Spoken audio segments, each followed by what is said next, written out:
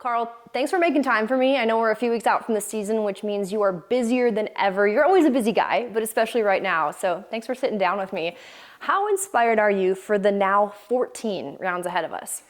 Honestly, I think, every year is special, but at the same time, now that we've done it for 3 years, I couldn't be more excited just because we kind of have a better understanding, a better foothold, and what's coming this summer is going to be great. So I don't know why, but I'm just a little bit more excited this year than I ever have been in the past. Maybe it's just the warm weather or racing. I haven't been at a racetrack in a couple months, so I just want to get back. But I'm really excited for this season, and it looks to be like it's shaping up to be fantastic. A lot of great racers, a new venue, and just a lot of things that I think are going to be better than ever. And at the end of May, it was announced that the U.S. Air Force upped their partnership. They've already been a longtime partner of you guys with ISOC Racing and your sister series, the Snowcross, but now on Off-Road, and now as the presenting sponsor. So not only is that huge, a big national brand stepping up, but they also are alongside other national brands as part of Champ Off-Road. All of the tire manufacturers, now the OEMs with the side-by-side. So how much does... you don't just stumble into partnerships like that. I think that says a lot about the roots that you guys have planted here with Champ Off-Road. How does one achieve a sponsor like that? It's a long process and a difficult one, as anyone would say, and I think it gets more and more difficult every single year, as racers would know that, and partnerships and things like that. But at the same time, we are very, very fortunate. We do have a lot of corporate partners and even outside the industry sponsors, both on the snow and the off-road side. And we continue to achieve that or try to gain more exposure, more partnership, because obviously it's healthier for the series, it's healthier for the racers, it's healthier for everyone. So when Air Force kind of brought up the idea of coming on as presenting, it was huge for us, obviously, because again, it helps us, it helps the racers, it kind of helps everyone involved. And them, AMSOIL, the tire manufacturers, and of course the side-by-sides. Yamaha's been a partner in the past. Can-Am is new this year. So again, a lot of people getting involved in off-road because it's an amazing sport, it's an amazing industry that I think a lot of these partners are taking advantage of. These people are hardworking, smart individuals. So again, Air Force has a lot of cool things. We just had a conference call with them. They're bringing some amazing assets like virtual reality type activation pieces to the events, and they'll kick it off at Antigo. So I'm looking forward to extending that partnership and growing it along with all the others that we have. And as the series continues to grow and more partners come on board, this is not Champ just pocketing the money. And we know that for a fact because the year-end payout this year up to over $500,000. This year, over $85,000 have been added to that. Talk to me about what made that all possible. Well, the $85,000 specifically to the end of the year points was made possible a lot with the tracks. Me and Frank got together, and there's a lot of conversations of, how do we incentivize people to travel the tour, and discussions on, maybe we go to this race or maybe we don't. So we approached the tracks and, set our concerns, and they were the ones who stepped up to the plate, and I think at the end of the year, $85,000, because that was always, it's always our number one priority, number one goal is to get money back in the racers. Racing is expensive. These events are expensive. I mean, it's amazing just how much goes into it, and we realize that. I understand that. So the more money we can inflect, the healthier the sport is, the healthier for the racers. I wish we could give more, but I always have to live within a budget. But I'm excited that, a lot of the money we gave away last year will still obviously be there. And then the $85,000 for incentives for year-end bonuses, which is great and amazing because, again, these are high-performing athletes, talented individuals from the top down. So again, the more money they make, the better off we are. And I just hope we can continue on this trend of, raising more money and putting it towards the racers and putting it towards the series. Because again, you're 100% right of that. This isn't a money maker for us and never really has been, never probably will be, because yeah, we have to survive for sure.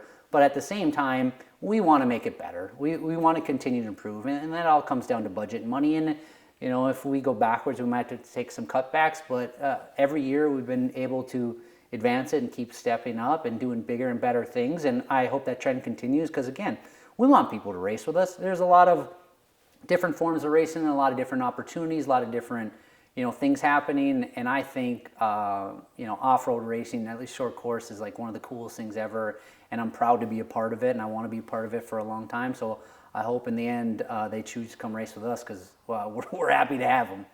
And I want to go back to something that you said is you have to work on a budget. And one thing I've learned about Champ over the course of the first 3 years is that you guys are not just throwing money out there hoping that something works, whether it's exposure for the series or more money in the purse or different venues. You're taking a very calculated approach. And in my opinion, that's what this sport needs. It needs that stability, that calculated approach, because like you've talked about, you and ISOC Racing, the entire team, they're in this for the long haul. So if I may just ask you straight up, with the increase in the purse this year, was this in the plan all along, in the 5-year plan to up the purse, or was this a product of conversations that were brewing towards the end of last year with the racers? No, it was a plan all along, and then even we have goals that we want to attain in the upcoming years, like expanding the series to 8 and things like that. So those are always in the discussions.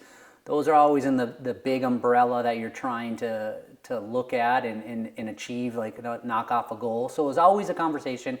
It was always something we planned to do, or always something we were going to do, and we have other ideas for the future. But you're 100% right in that we try to take it very conservative. And what I mean by that is a lot of promoters and a lot of series, if you look at it on paper, you could say, well, a national series, if you have eight races from California to New York and you have this big footprint, it'll all work out. Well, that doesn't necessarily always be the case. Dollars don't come in. It's very expensive.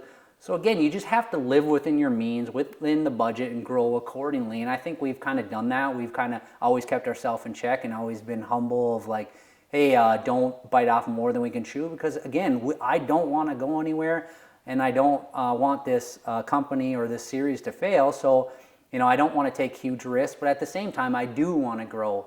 But it's very appealing from the outside looking in of, well, why doesn't ISOC or why doesn't Champ do this, this, and this? And there's always a lot of reasons.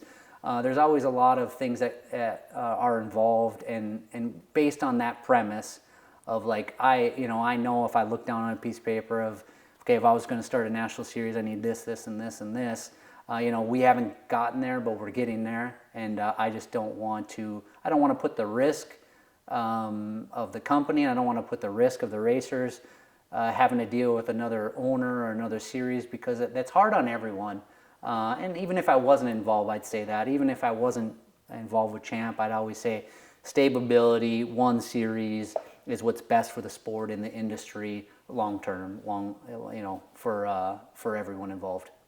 And you had said you want to do things that were working within the means of the sport, as to not make decisions that are a detriment to it. We always want to make the best decisions possible for it. So along those lines have been exposure for the sport and exposure for its racers, therefore. So let's talk about streaming and TV.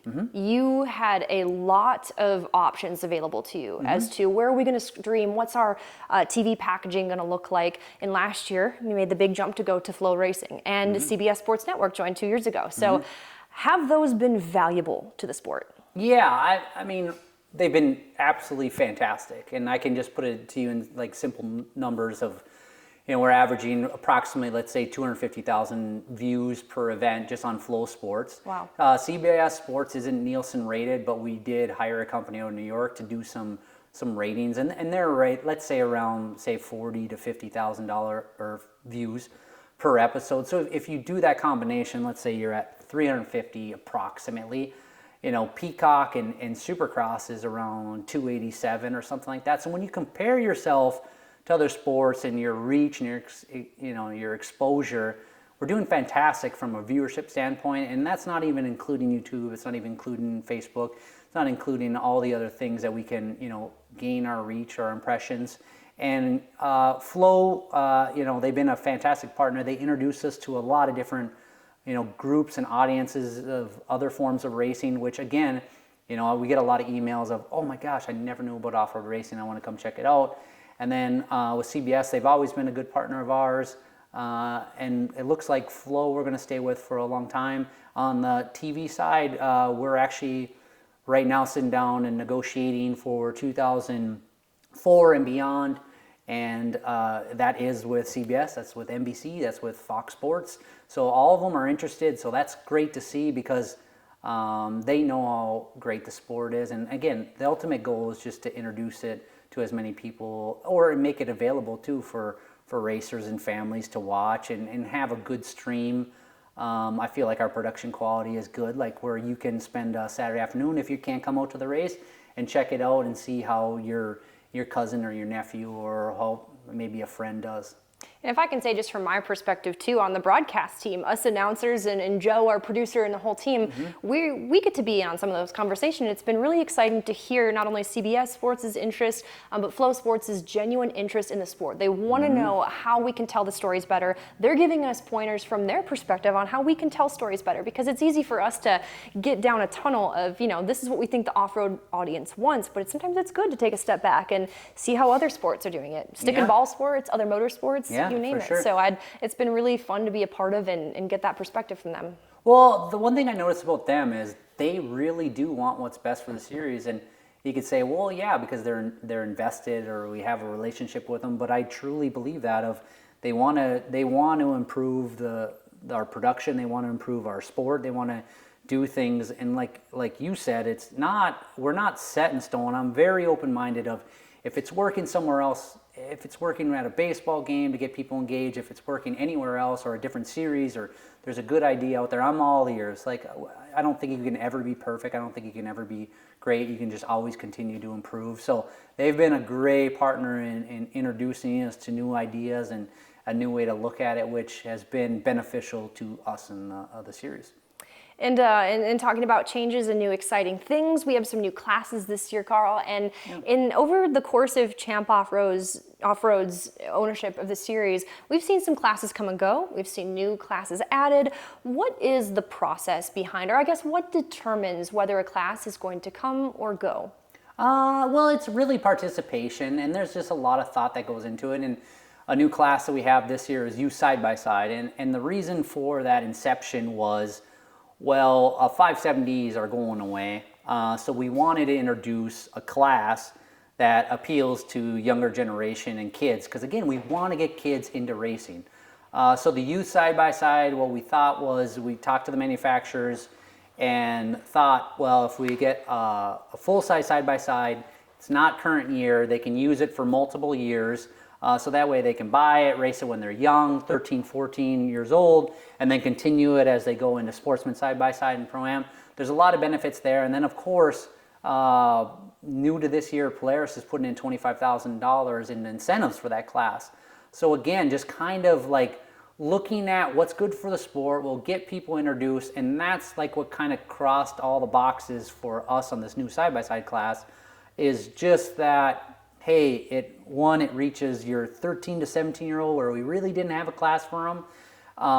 And then two, it's a good beginner class and it's a good advancement. It brings a market to maybe the pro guys to sell their side-by-sides to the younger generation, or if a younger generation just wants to continue with that as he goes up the ranks. Again, it's about affordability. Does it fit? Does it work? And those aren't easy decisions a lot of times. And I know there's always, some discussion of, well, are we focused on side-by-side, or are we focused on truck? And absolutely not. We're focused on everything. We're focused on truck. Mainly, that's always been the priority. Pro 4, it will never not be the premier class because it's simply amazing. It's probably one of the coolest forms of motorsports in every single aspect. But side-by-side racing does help fill the program and make it a healthy series and make it the crowds larger. And the reason that is because of manufacturer involvement. Like I said earlier, Yamaha and Can-Am being a partner, Polaris is obviously involved with Crandon. If you look at any sort of racing organization, in my opinion, a healthy kind of trickles down into, well, the manufacturers are involved. And like I said, just in that one class, youth side-by-side players putting up $25,000, that's good. And I know Yamaha and Can-Am have incentives if their racers win championships. So, one of our goals is to not only nurture that, but use that to help the series, help everybody, help buggy racers, help truck racers, and hopefully get some truck participation, manufacturer participation on the truck side. Because again, I firmly believe that's what makes a healthy series. And we had a long-term relationship with Ram, and GMC has been, helping out a little bit and stuff like that. But if we continue to grow and continue to nurture those relationships and say, hey, I know you haven't been involved for a while, but these are amazing individuals. It's amazing form of racing. A lot can be learned on the track. Of course, it's always R&D, and of course, it's always marketing. So hopefully we kind of get their ear, because things take time, and build those relationships, because I think that would be the next step to making it, really healthy, is getting the manufacturers back involved. And I think you guys are hitting the nail on the head. I think there's a way to grow and expand and explore new opportunities to rejuvenate the sport in some areas, but we can still maintain that integrity of the buggies and the trucks. And I think that's exactly what Champ is doing. This is not a side-by-side exclusive series. Yeah. The racing's been incredible, but there's more to it than that. And we just want, short course off-road racing is amazing. So whether it's a side-by-side, whether it's a buggy, whether it's a truck, we just want to make it, should look at affordability, easy accessibility, and just like make it an open door policy. So if a kid is 10 years old and his father and mother want to take him racing, or their daughter's 9, they have an opportunity, and then they continue to climb and they stay within the industry, and they choose racing over all the traditional sports, baseball and things like that, other things that are going on in the summer, motocross and a million other forms of motorsports.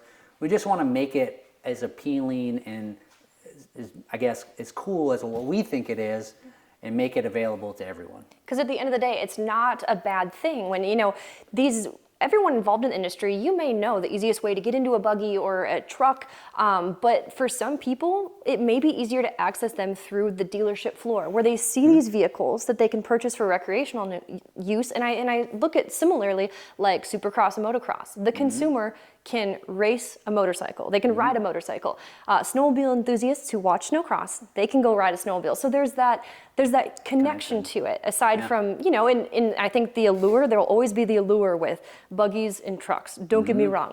But I think if there's another way that we can be reaching more potential racers, not a bad thing. No, because all those kids that start racing, no matter what you're doing, you usually end up, motorsports gets in your blood, racing gets in your blood. I'm a perfect example of it. I don't think I could ever not be involved with motorsports. So whether it be, it could be anything, any type of form of racing. And the goal is to get them into short course off-road. And hopefully they become the next, Pro 4 star, the next Kyle LeDuc, CJ Greaves. Because again, that's what it's about, building the sport of just appealing and making it good for not just the top guys, but the bottom people too. Because everybody's important. And that's the biggest thing as a series. You can't cater to just one or two individuals. You need everybody on board. Well, Carl, a lot of exciting changes and developments over the off-season, and news from the racers as well. I'm really excited to see the racing take shape in Antigo. One last question before I cut you loose is, there's been a lot of hard work over the off-season, not just with the series, of course, the race teams, the partners, and the tracks as well. So can you name a few characters who you've been working so closely with over the off-season, who you've seen just making big moves and help move the sport forward over the last few months? It's tough to pinpoint one, because in this scenario, it's very different than other forms or the other series that we run. The tracks are heavily involved. What I mean by that is we're constantly having conversations all winter, and conversations are how to improve, how to make it better. So I think you're going to have a lot of surprises of when you maybe go to a track, it's something a little bit different or something a little bit unique to this year, which I think is cool, because again, I just was talking to Dirt City, and they took away the split lane, and that's a whole new track now. So again, every venue, I got to give my hats off to them, because they're all invested heavily, and they have their heart on their sleeve, and they work hard, and they have all the best intentions. So I get excited to work with partners like that, because again, they just want what's best for the sport. They want to continue to improve. They want racers to come to their facility and think it's the coolest thing. So there has been a lot of changes, but the biggest change for sure is the addition of Jay Oklahoma. That facility is, it's unbelievable, and what he's investing and what he's doing. So I think that's going to be a really, really cool stop on the tour. Kind of add to already the good venues that we do have. So again, there's just a lot to be positive about. And that's I think the biggest thing is I always want people to focus on the positive things. It's always going to be negative. It's negative things. You're not a human being if you don't have negative things in your life. But just to look at the positive and look at the series. The series is in a really good place. Hopefully the racers are in a good place, because and you know, just be positive with what we currently have. You know, we're trying to attain. I wish we could get what everybody wants, but at the same time, there's a lot of things to be positive for. It's really cool to be back at the venues that we're at. It's really cool to be racing again in 2023. So again, just try to tip your cap to everybody and everyone who's going to come and stay positive. Yeah, I think exactly that, Carl. This series is in a good place, but this sport is also thriving again, and that is a remarkable thing. Racing going on outside of our series with regional and other circuits, and of course the racer count. We've seen it on the up and up, and we're expecting a good one this year. So hats off to you and your team. Honestly, it's a group effort, and it's up to the racers. Again, like a series is nothing without racers, and it's cool to see so much enthusiasm and so many people racing. And again, because I'm looking forward to Antigo because I want to see, you know, who comes out swinging in all the classes, who's the top person, and you know, who learned something over the winter, who did their homework. So again, I'm just very, very fortunate for not only the team, but to be involved with the great venues that we have, great sponsors we have, and obviously unbelievable racers that we have. Because when you see, like I try to express this to people who don't know off-road, of like when you see somebody going 80 miles an hour and pitch it into a corner and hold it wide open and drive with the rear wheel, it's just unbelievable. Yeah. It's just like, oh my gosh, that person has so much talent, and it's just a really, really, really cool sport. I get excited just talking about it. So I just hope, you know, a lot of fans and a lot of racers are excited because it's going to be a great summer. I'm so excited to get back into the environment where you're firsthand experiencing the passion of the racers, the fans, and everyone involved. There's nothing like it. Yeah, smell, sound. I like it, to be at an event is like no other. It's experience. So I'll just be happy to be there because I feel like that's where I want to be. Cherry on top. Can we get a flyover now? We're trying.